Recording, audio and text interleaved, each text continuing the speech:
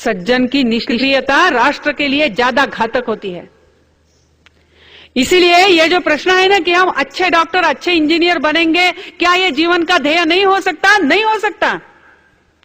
हम यदि व्यक्तिवादी सोच के हैं मैं अच्छा डॉक्टर बनूं, तो मालूम है आप क्या बनेंगे?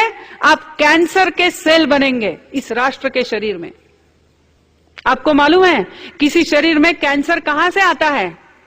बाहर से आता है? नहीं, कोई जीवाणु बाहर से अंदर आया ऐसा नहीं होता है।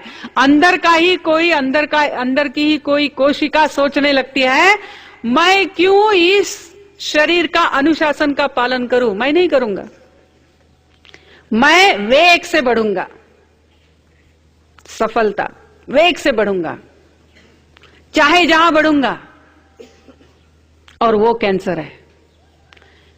राष्ट्र में यदि ज्यादा व्यक्तिवादी विचार करने वाले